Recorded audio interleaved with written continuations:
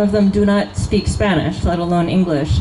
These are people who are trying to survive because their indigenous homelands have been stolen from them or destroyed. CBP did not say what country or countries the migrants were from and did not provide any additional information on rescue and search operations.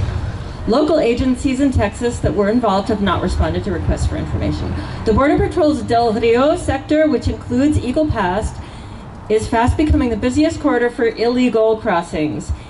That means people trying to cross a border that is very recently created, while these are indigenous people who have lived on their ancestral land since the beginning of time. Agents stopped migrants nearly 50,000 times in that sector in July, with Rio Grande Valley a distant second at about 35,000. Eagle Pass is about 140 miles, 225 kilometers southwest of San Antonio. The area draws migrants from dozens of countries, many of them families with young children. About 6 of 10 stops in the Del Rio sector in July were migrants from Venezuela, Cuba, or Nicaragua. The sector, which extends 245 miles, 395 kilometers, along the Rio Grande, has been especially dangerous because river currents can be deceptively fast and change quickly. Crossing the river can be challenging even for strong swimmers. In a news release last month, CBP said it had discovered bodies of more than 200 dead migrants in that sector from October through July. This year is on track to break last year's record for the most deaths on the US-Mexico border since 2014, when the UN International Organization for Migration began keeping track. The organization has tallied more than 4,000 deaths on the border since 2014, based on news reports and other sources, including 728 last year and 412 during the first 7 months of this year, often from dehydration or drowning. June was the 4th deadliest month on record with 138 fatalities. The Border Patrol has not released official tallies since 2020. In June, 53 migrants were found dead or dying in a tractor trailer on a back road in San Antonio, in the deadliest documented tragedy to claim the lives of migrants smuggled across the border from Mexico. Some of the busiest crossings on the border, including Eagle Pass and Yuma, Arizona, were relatively quiet 2 years ago, and now largely draw migrants from outside of Mexico and Central America's Northern Triangle countries of Guatemala, Honduras, and El Salvador. Mexico has agreed to take migrants from those Northern Triangle countries, as well as of its own nationals, if they are expelled from the United States under Title 42, the pandemic rule in effect since March 2020 that denies rights to seek asylum on grounds of preventing the spread of COVID-19. Because of course people from other countries are more likely to have illness than anti-vaxxers born in the US. People from other countries are likely to be released into the United States on humanitarian parole or with notices to appear in immigration court because the US has difficulty flying them home due to costs, strained diplomatic relations, or other considerations. In the Border Patrol's Del Rio sector, which includes Eagle Pass, only 1 of every 4 stops in July were processed under the pandemic rule, compared to about half across the rest of the border, according to government figures. Venezuelans were by far the most common nationality encountered by Border Patrol agents in the Del Rio sector in July, accounting for 14,120 of 49,563 stops, or nearly 3 in 10. They were followed by Cubans, who were stopped 10,275 times, and then by Mexicans, Hondurans, Nicaraguans, and Colombians, in that order. As more people crossed into South Texas in the 2010s, Brooks County became a death trap for many migrants who tried walking around a Border Patrol highway checkpoint in the town of Falfurrias, about 70 miles, 110 kilometers north of the border. Smugglers would drop them off before the checkpoint and made arrangements to pick them up on the other side, but some died on the way from dehydration. The Babuquibari Mountains in Arizona and ranches in Texas's Brooks County still draw Border Patrol agents and grief-stricken families hoping to rescue migrants or, if not, find corpses but the deceptively strong currents around the Tejas towns of Eagle Pass and Del Rio have become increasingly dangerous as the area has become one of the most popular spots to enter the U.S. Not all victims are migrants. In April this year, the body of a Texas guardsman was recovered from the Rio Grande. He had jumped in to try to help a migrant who was struggling in the water. You hear that, ICE? There are some people who work for you who have a conscience and some morals and care about the human beings who are dying crossing the border. Do you care? No. No, you don't.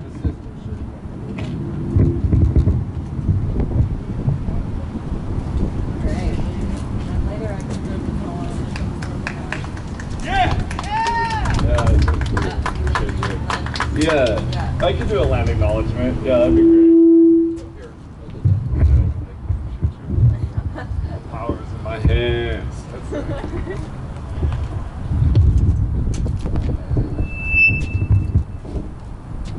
Yeah, thank you for those words. As a land acknowledgement, I'm a Blackfoot human, urbanized, taken, removed from my family, right? My grandmother, she was removed, put in a Mormon family, completely raised to hate everything that she came from, right? I'm trying to figure out where I come from, and there's no record of her past 3 years old, right? This is the reality that we're talking about, right? It's great to put words, right? But when you don't internalize the somatic presence of what we're talking about, that's when curse words are more important than the reality of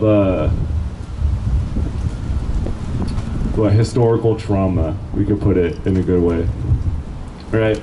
The fact that my grandmother was I don't want to be indigenous. My mom was being indigenous is hard, right? And all because this system of whiteness, right?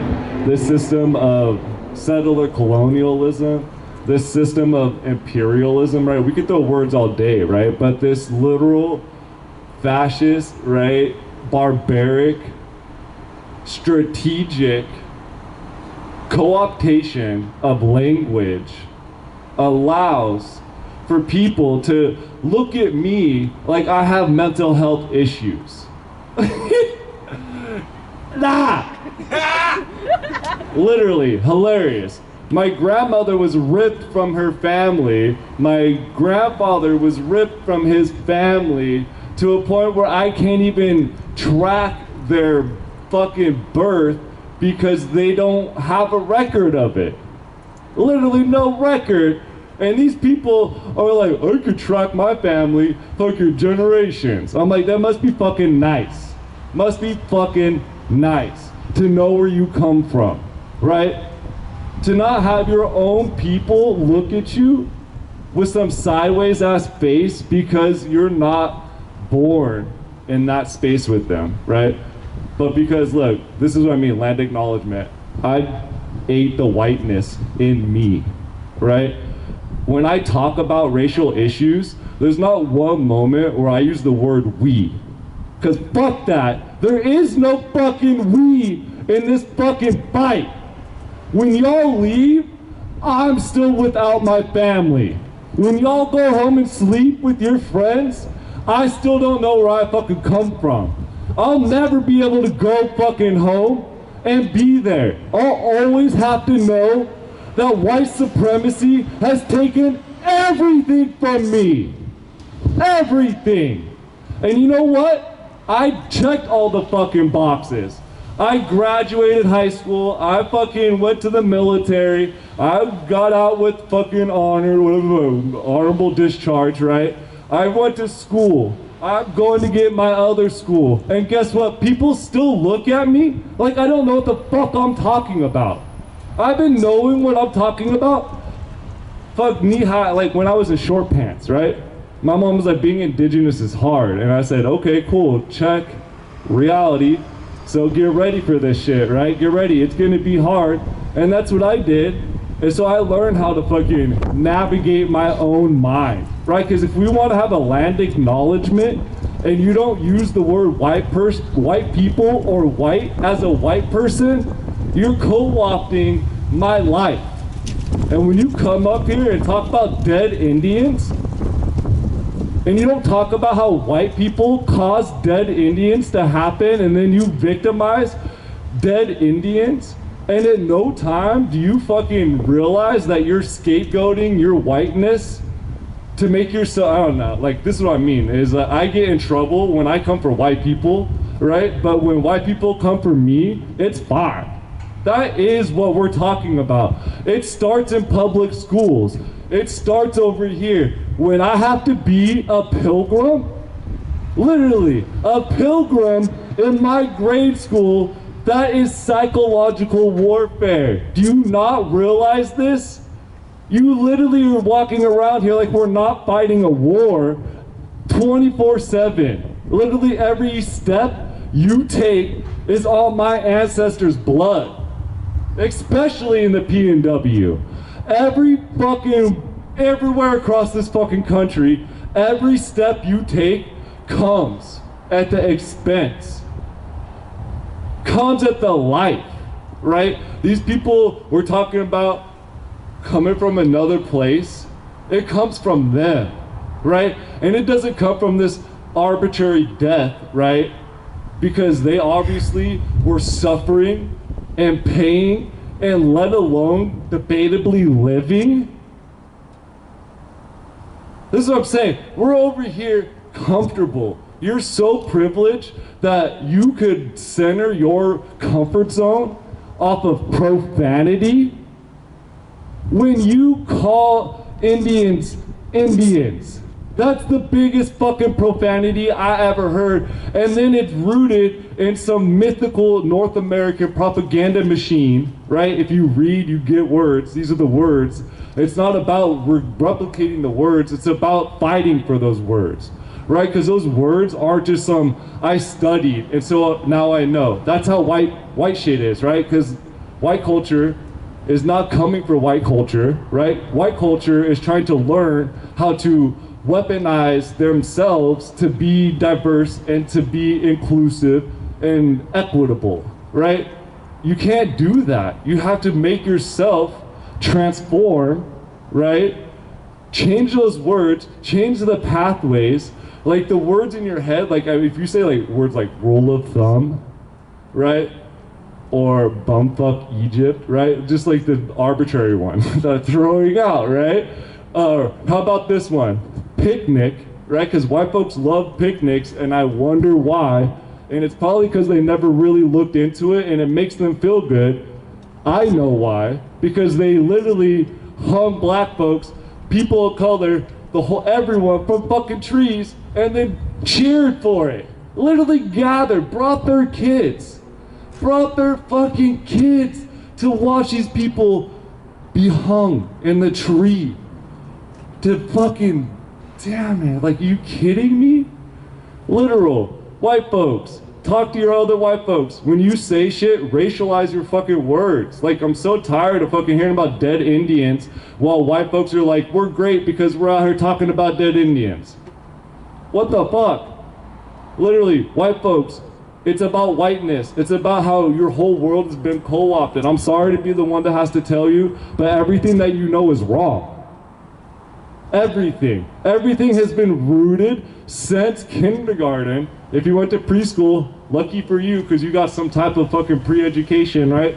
But even since then, it's been rooted for you to think that the world you live in is that world. That there's nothing beyond that, right? And that when something new happens, you get some type of like new dance move, you get some type of new food, some type of new restaurant. It's a rave for you. You wanna know why? Because you're culturally fucking starved. Like, what the fuck? Like, literally get some fucking food. You know, the last indigenous shit I'll give you all, right? I came, you know, it's a mom of a friend, you know. She got it from her elders. And I was like distraught, right? Because I'm out here in all this white shit, trying to be fucking nice to whiteness, which is the antithesis of anti-racism, because niceness doesn't dissolve racism, right? So when people want to feel good about fucking this moment in particular, I just challenge you to wonder why you need to feel good about showing up in war. Why are you happy about going to war? I know why. Because literally this country is a warmongering, settler, colonial, white supremacist, evangelical war machine. War machine. I wish the US government was not an occupational force.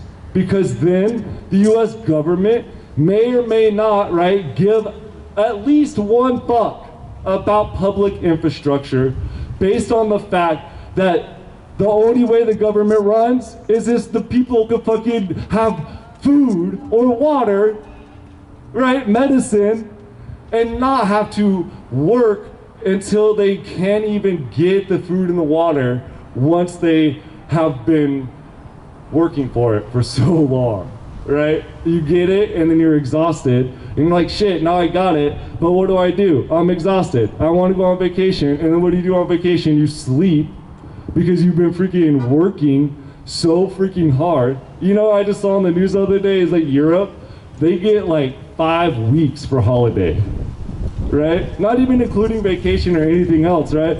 5 weeks. And you know what they said? That shit works still. It's amazing. Wow. And you know what? The only difference is that they invested in the people. It's ironic, right? Literally no difference, but they're healthy, well-being, whatever that means, right? And we're over here barely even able to take advantage of the resources that we have because we're so exhausted. All I'm saying is this isn't a hard conversation. It's not hard. It's really not hard. I'm not a rocket scientist. I'm not like some academic specialist, you know? Like, I go to school because I just need the paperwork so other white folks listen to me. Because without the paperwork, they're just like, are you serious? Are you serious? Am I dedicated? It's hilarious to me. Literally hilarious. The question of my dedication. But this is why I fight, because literally if I don't fight that questioning, then that whiteness, right, internalized racism and externalized racism, however you want to fucking look at it, right, that is a fear of not being accountable to what's happening inside your own head. It's common, right? Once we start unpacking these things, start having those conversations and not being afraid of being accountable, right? Then that's when those larger transformations happen, right? When white folks have those conversations, because like you could sit up here and look at me like I'm coming for white people all day, but trust me, I wish I was 100% white, not because I need to fucking be white and white skin, right? But because white people only listen to white people, and so then I'd be like, what the fuck? Why are you letting white supremacy co-opt our entire fucking culture? Like, why do we celebrate a genocidal fucking holiday? Why? There is no reason other than the fact that settler colonialism and civilization have co-opted your white mind, right, into thinking that you could feel comfortable, right? The whole point is life is hard. If you're not digging your own hole, right, spiritually, physically, if you're not doing your own work, building your own grave, what are you gonna die in? You're gonna die hoping somebody else is gonna do the labor for you, right? That's some white shit. Everyone else in the world, they're used to fucking dying, right? And not even arbitrarily because of white supremacy, but because they're realist, right? Because they understand that you have to prepare for that transition in life on some deeper physiological fucking esoteric shit, right? But we're over here like, I'm scared of dying. I don't want to die. I'm like, God, you're already dead. Yeah. Yeah. Like I got last thing, right? Because this is the part. This is where I come from, right? Because like it is nice to feel secure and feel safe, right? And that's what we all want, right? That's why these parents are over here being like, oh, don't disrupt my little kid, my little humans, fucking their reality, and they're gonna have to feel something all of a sudden. You know? Woo! I was like, have you ever watched YouTube before? Like, don't get me started up here on my soapbox. But anyways, hopefully your parental settings are set in case you wanted to be that narcissistic to control your child's life like that. It's weird. But anyways, the other day, so it was Wednesday, I went to my first concert show, right, where I did it. It's very transformational, right? So it's maybe a little bit longer story than I thought, but basically, I got there. I didn't buy one drink at the bar, right? And I just hope you all can understand the indigenous aspect of what I'm saying. Because if you don't, then you should just go the fuck home. Because we've been out here talking about indigenous shit for so long, and if you don't understand indigenous people in relation to alcohol, you're failing. Failing. And then I was there, didn't have to buy a drink, right? Didn't do it. I didn't do it. It was great. And it was awesome, right? Because even though there were other situations where I'm like, oh, that's my ex over there. Oh, that's weird. A little awkward, right? Shit. Never once did I feel insecure. There wasn't one moment where I was like, I need to fucking make myself little. You know, there wasn't one moment where I was questioning my reality in that moment, even in community with humans that I had hard gender conversations with, right? Their whole family. And in this moment, I was so fucking grateful to be indigenous and to come from a line of people that have never stopped loving each other, have never stopped loving who they are, their identity, where they are in this world, their relationship to it. And when I'm in this moment with all of my relations like this, it is something that most people hopefully will find one day so they could not run each other over. But like, check it out. That's how all Portlanders drive, and so I'm sure you've done that before. Yeah, well, it takes one to know one, and so that's all I'm gonna say with that.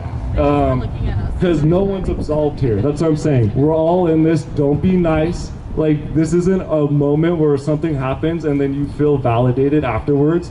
If everyone was paying attention and not feeling emboldened and self-entitled, that moment would have never happened. Because all those people so self-entitled, they're like, I go first.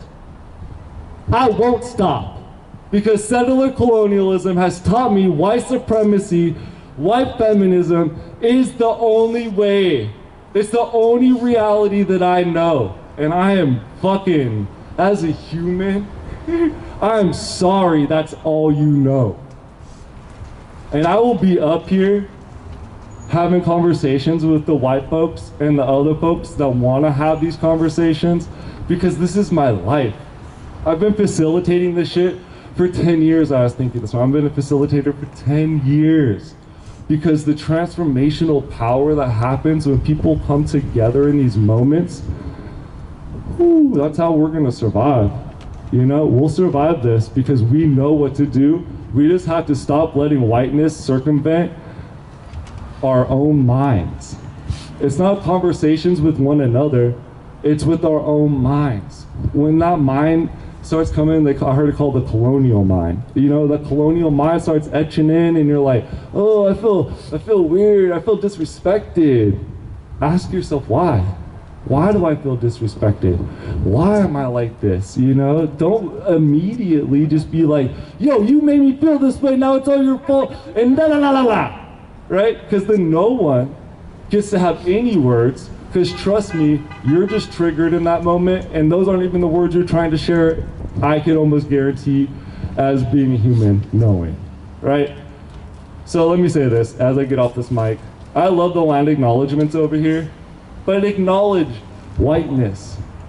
Like, you are literally replicating white supremacy by getting up here talking about dead Indians and never once mentioning white people or whiteness or how settler colonialism has co-opted all of this shit. It's just about how my relations have died.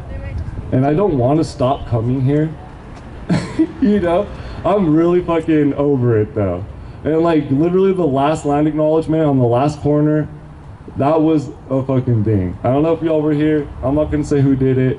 That land acknowledgement is around, you know, but it's very accountable to whiteness and to how whiteness is co-opting how we even talk about indigeneity. And so, fuck guys, we'll get those kids out, don't worry. Quit your job! Yeah, find a new job right now.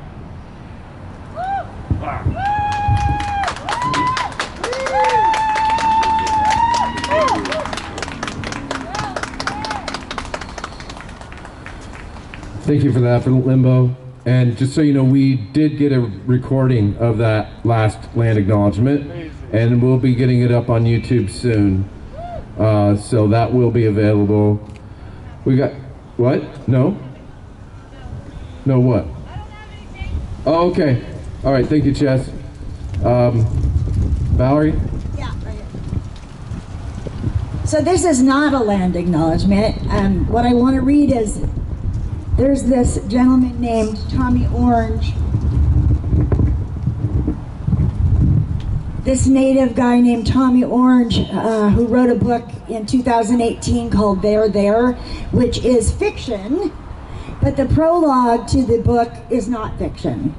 So I just want to read the prologue to There. Actually, I'm only going to read half of it because it's a little bit long, and then I'll read half of it next week. So this is the prologue to There by Tommy Orange.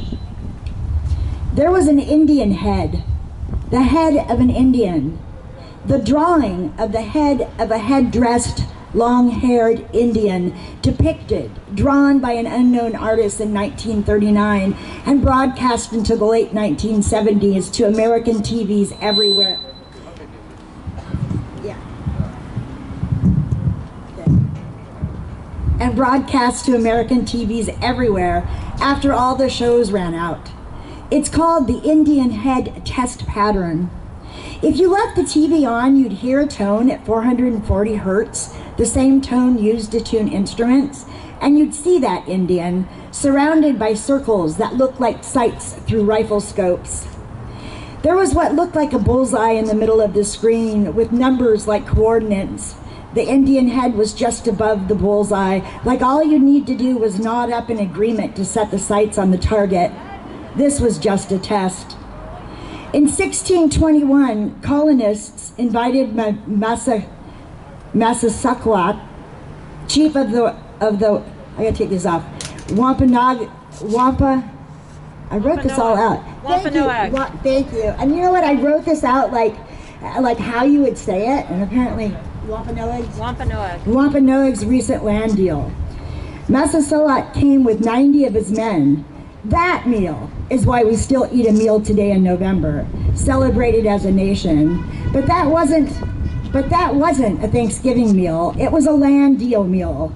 2 years later, there was another similar meal meant to symbolize eternal friendship. 200 Indians dropped dead that night from supposed unknown poison. By the time Massasoit's son, Metacomet, became chief, there were no Indian pilgrim meals being eaten together. Metacomet, also known as King Philip, was forced to sign a peace treaty to give up all Indian guns. 3 of his men were hanged. His brother, Wamasuta, was, let's say, very likely poisoned after being summoned and seized by the Plymouth court. All of which led to the first official Indian War. The first war with Indians, King Philip's War. 3 years later, the war was over and Metacomet was on the run. He was caught by Benjamin Church, captain of the very first American Ranger Force, and an Indian by the name of John Alderman. Metacomet was beheaded and dismembered, quartered. They tied his 4 body sections to nearby trees for birds to pluck. John Alderman was given Metacomet's hand, which he kept in a jar of rum, and for years took it around with him, charged people to see it. Metacomet's head was sold to Plymouth Colony for 30 shillings, the going rate for an Indian head at the time. The head was spiked and carried through the streets of Plymouth before it was put on display at Plymouth Colony Fort for the next 25 years. In 1637, anywhere from 400 to 700 Pequot were gathered for their annual green corn dance. Colonists surrounded the village, set it on fire, and shot any person who tried to escape. The next day, the Massachusetts Bay Colony had a feast and celebration, and the governor declared it a day of Thanksgiving. Thanksgivings like these happened everywhere, whenever there were what we have to call successful massacres. At one such celebration in Manhattan, people were said to have celebrated by kicking the heads of Pequot people through the streets like soccer balls. The first novel ever written by a native person, and the first novel written in California, was written in 1854 by a Cherokee guy named John Rowland Ridge. His novel, The Life and Adventures of Joaquin Murrieta, was based on a supposed real-life Mexican bandit from California by the same name, who in 1853 was killed by a group of Texas Rangers. To prove they'd killed Murrieta and collect the $5,000 reward put on his head, they cut it off, kept it in a jar of whiskey. They also took the hand of his fellow bandit, Three-Fingered Jack. The Rangers took Joaquin's head and the hand on tour throughout California, charged $1 for the show. The Indian head in the jar, the Indian head on a pike, were like flags flown, to be seen, cast broadly, just like the Indian head test pattern was broadcast to sleeping Americans as we set sail from our living rooms over the ocean's blue-green glowing airwaves to the shores, the screens of the New World. There's an old Cheyenne story about a rolling head. We heard it said there was a family who moved away from their camp, moved near a lake. Husband, wife, daughter, son. In the morning, when the husband finished dancing, he would brush his wife's hair and paint her face red, then go off to hunt. When he came back, her face would be clean. After this happened a few times, he decided to follow her and hide and see what she did while he was gone. He found her in the lake with a water monster, some kind of snake thing, wrapped around her in an embrace. The man cut the monster up and killed his wife. He brought the meat home to his son and daughter. They noticed it tasted different. The son, who was still nursing, said, "My mother tastes just like this." His older sister told him, "It's just deer meat." While they ate, a head rolled in. They ran, and the head followed them. The sister remembered where they played, how thick the thorns were there, and she brought the thorns to life behind them with her words. But the head broke through, kept coming.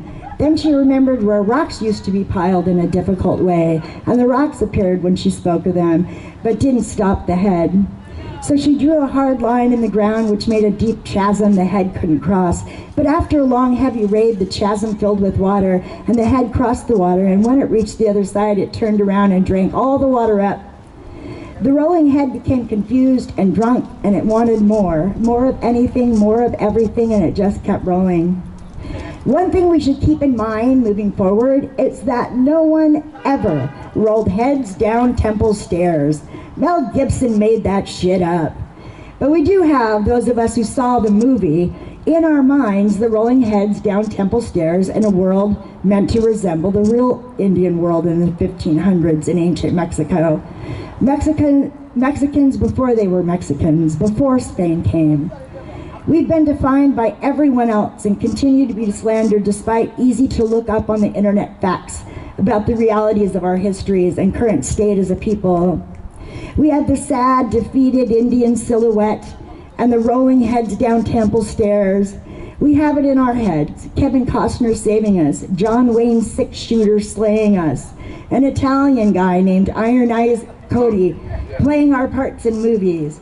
We have the litter mourning terror-ridden Indian in the commercial, also Iron Eyes Cody, and the sink-tossing Jack Nicholson saving crazy Indian who is the narrator in the novel, the voice of One Flew Over the Cuckoo's Nest.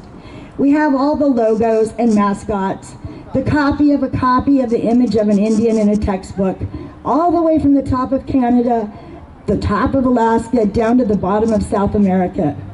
Indians were removed, then reduced to a feathered image. Our heads on flags, jerseys, and coins. Our heads were on the penny first, of course, the Indian head cent, and then on the buffalo nickel, both before we could even vote as a people, which, like the truth of what happened in history all over the world, and like all that.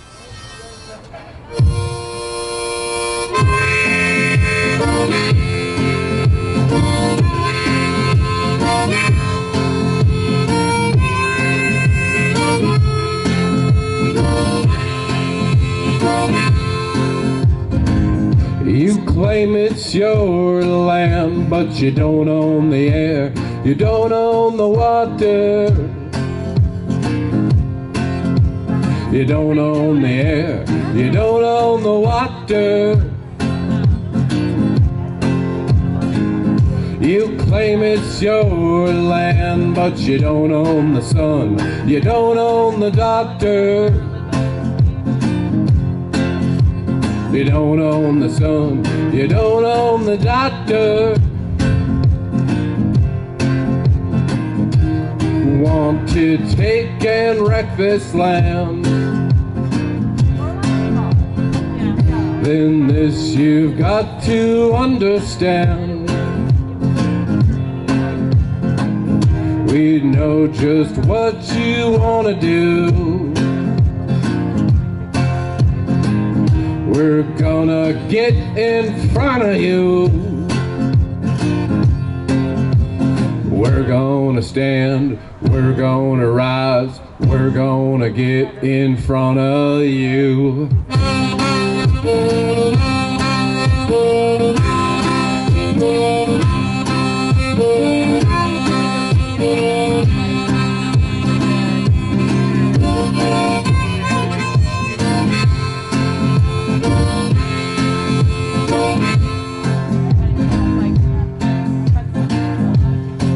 How many people grew up singing "This land is your land"?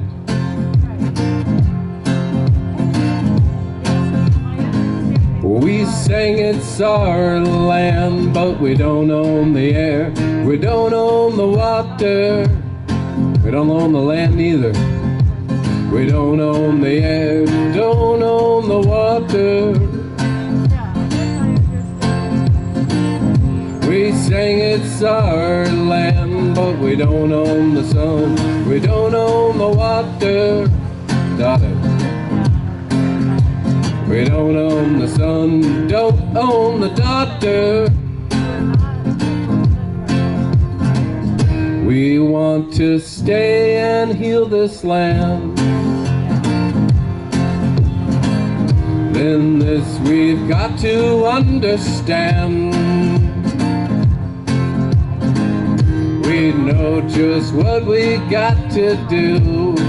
It's the most important thing. To first people, we gotta be true.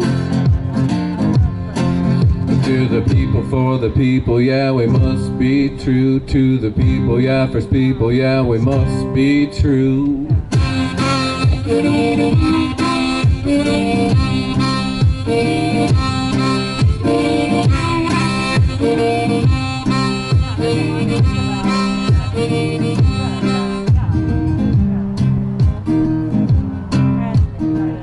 This song was inspired by the Water Protectors and Standing Rock Sioux.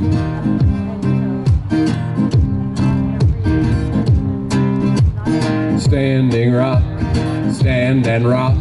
Standing Rock, don't forget Standing Rock. Stand and rock, Standing Rock. Stand and rock, don't forget Standing Rock. And land back, land back, land back. Land back, land back, land back, land back, land back. Standing Rock, don't forget Standing Rock. Standing Rock, don't forget Standing Rock. Now I don't even know what's the latest pipeline they got through, but I do know sometimes you gotta go down fighting.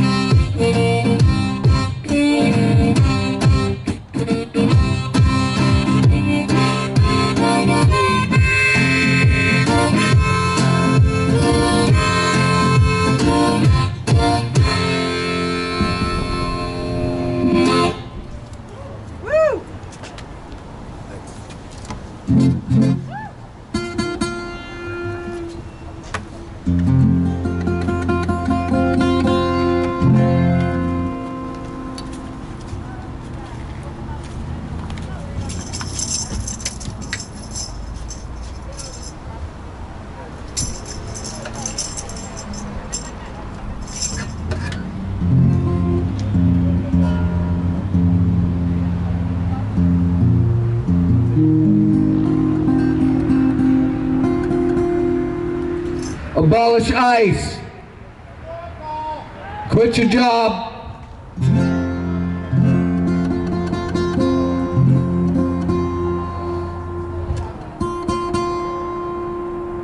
You know, I was just thinking about all those folks on the Rio Grande who drowned. And, you know, what if they took the owner of a company, somebody like, you know, I don't know, Donald Trump, for example, and somebody who hired people, undocumented, well, there's a fucking thing to unpack right there. But what if they put people who hired the people who are dying at the border and they put them in this building? Could you imagine that? If they put the capitalists in this building who fucking exploit people?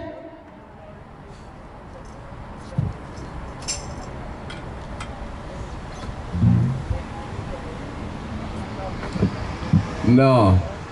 There wouldn't be as much money in that, would there?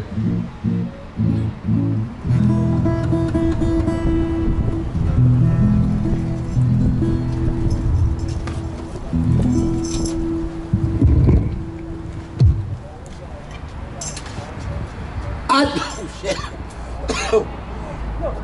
Breathed it right out. Oh shit. I just read a sign on this capitalistic telephone pole that said, "There's no place like home." That is true. But when you don't have a home, what do? You fight for it. White people, especially you fuckers that are working in that building, understand something. That building you work in, those kids that are in there, it's on stolen land, which is our stolen home. Give it back, you hoes. You no good. You know what? They like to call us commies. But the last time I checked, you assholes are the fucking communist pricks. Because all you do is colonize and steal and then say it's yours. Fuck off.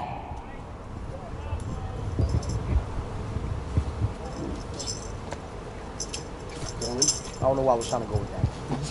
Yeah. Bucket. Got a picture? Yeah, I don't fucking that sign. All right, the time's winding down. Riff Raff, I think you got a song, right? All right.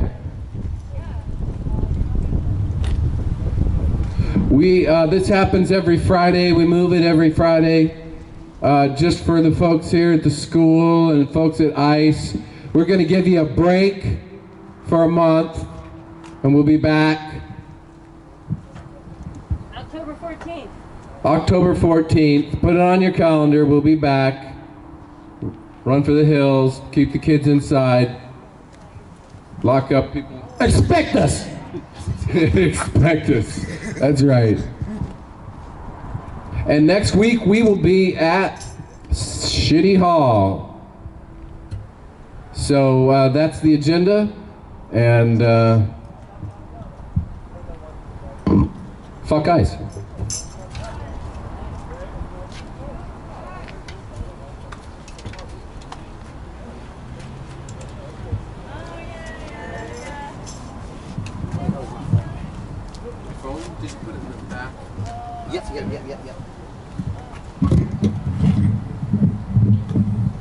And Riff Raff's gonna do a song for us, and it is open mic, and we've got maybe time for one more thing, depending on how many songs.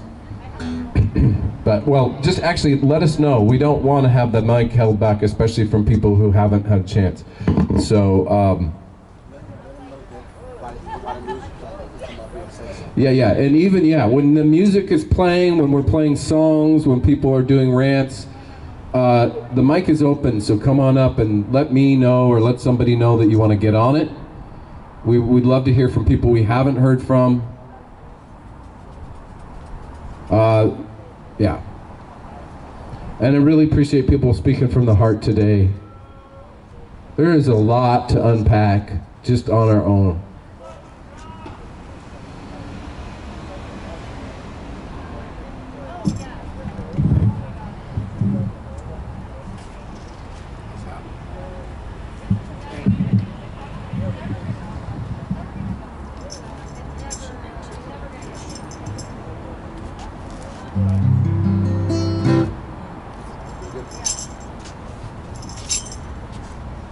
Hey, ICE folks, there's a lot of job openings out in the world right now. There's so many things that are needed. So many different kinds of work that are needed. I'm a professional gardener. I'm so busy. Quit your job, you coward! If anyone's looking for a new job, there's many, many jobs out there. You don't have to work at ICE. Some of them even have, benefits and decent wages and stuff like that. Okay. So I want to really honor what Brother Limbo said over there and just say one word about, like 4 words about identity. Thank you. I was born on Wampanoag territory. I am not indigenous to that place as far as I know.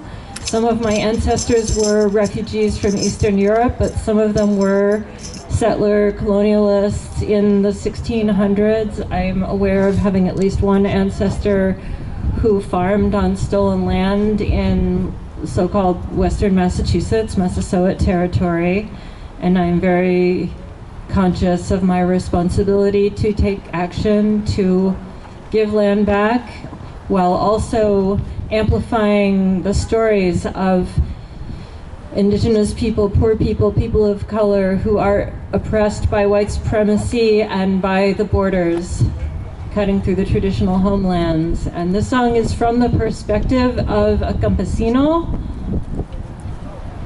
and it is about ICE. It's about how you are creating this border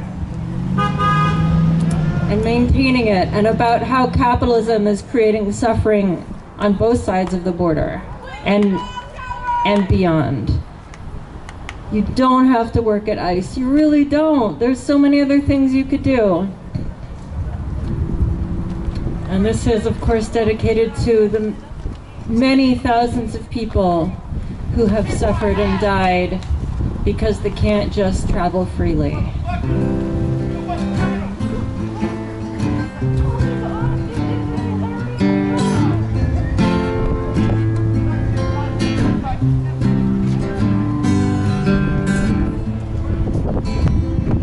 I just want to point out that there are folks who have to come here because they're being forced to by law, by our quote-unquote laws.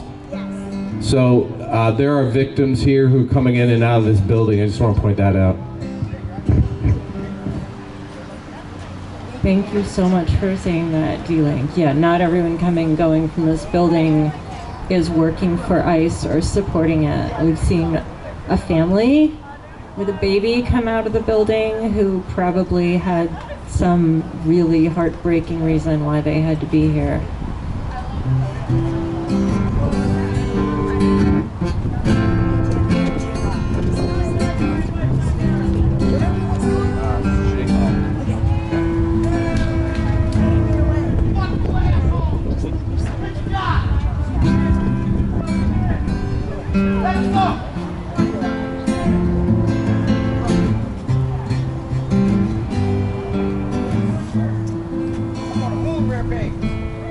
Sisters walking over Eagle Pass, trying to make 1 gallon of water last. Make haste while the moon shines, headed for an imaginary line. The border,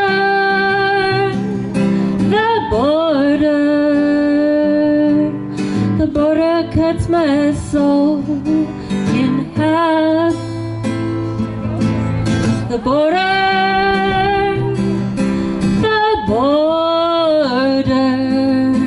and the winds blow hot and dry across the borderline.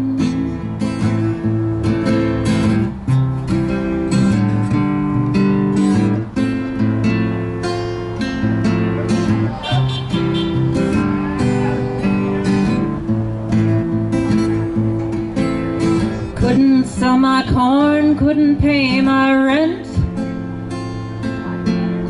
lost my land to the government. Now I'm walking north with these 2 arms, just to work on someone else's farm. Cross the border,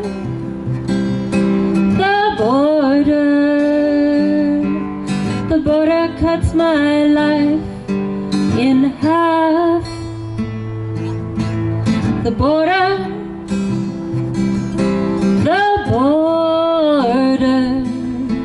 and the winds blow hot and dry across the borderline.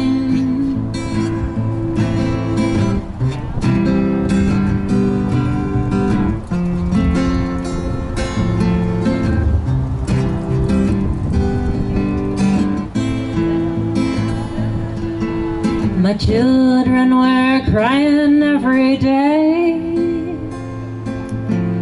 I knew I had to find another way. Now Western Union brings my love to the wife I'm dreaming of. The border,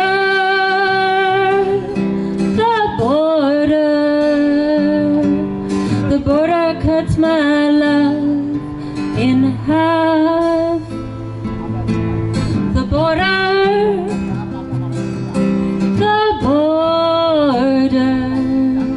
and the winds blow hot and dry across the borderline.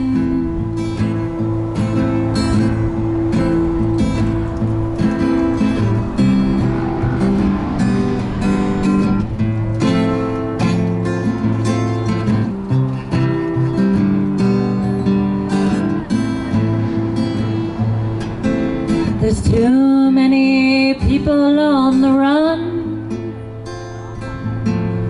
too many drowned in the blazing sun, too many miles of border fence that separates us from our common sense. The border,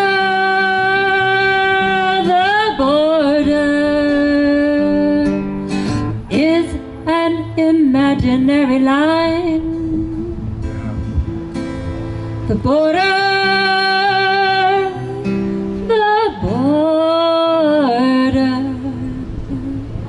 let's reach our hands together Cross the borderline.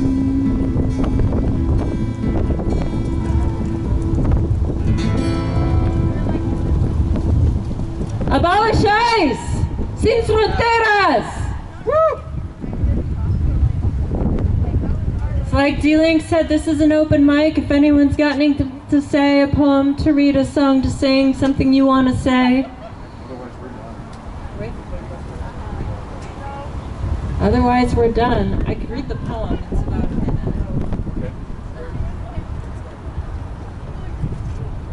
Or one of us can sing another song. What do you think? Read the poem. Read the poem, yeah. Because it's so... Yeah. Last song? Okay. We'll do this, we're gonna do a poem and then we'll wrap up with that. Oh, look. Oh, that's an ice van. Do you have some children in that van that's got the tinted windows that we can't really see through? Are there some human beings that are about to be imprisoned in that building? It looks, kind of reminds me of the junior high that I went to. Nah, there were no kids in that one. You got some little kids in that van? Because I couldn't see their heads through the window. Oh, quit your job! And some more tinted windows. So this is a poem also by an indigenous Mexican, Martina Espada. And floaters is what the Border Patrol agents sometimes call human beings that they find floating drowned in the Rio Grande. So this poem is called Floaters by Martina Espada. And it begins, okay, I'm gonna go ahead and ask, have y'all ever seen floaters this clean? I'm not trying to be an asshole, but I have never seen floaters like this. Could this be another edited photo? We've all seen the Dems and liberal parties do some pretty sick things. And that is a real anonymous post on the I'm 1015 Border Patrol Facebook group that Martina Espada used as a preamble to his poem. Like a beer bottle thrown into the river by a boy too drunk to cry. Like the shard of a styrofoam cup drained of coffee brown as the river. Like the plank of a fishing boat broken in half by the river, the dead float. And the dead have a name.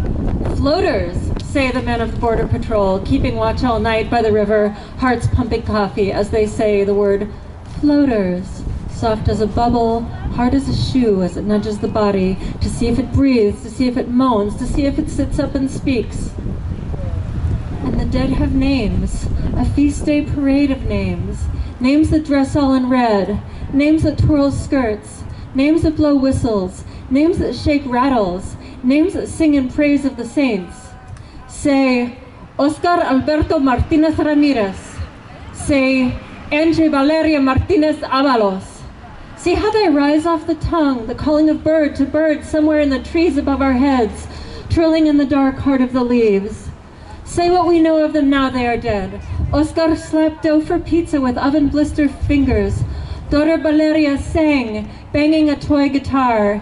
He slipped free of the apron he wore in the blast of the oven, sold the motorcycle he would kick till it sputtered to life, counted off pesos for the journey across the river and the last of his 25 years. And the last of her 23 months. There is another name that beats its wings in the heart of the trees. Say, Tania Vanessa Avalos, Oscar's wife and Valeria's mother, the witness stumbling along the river.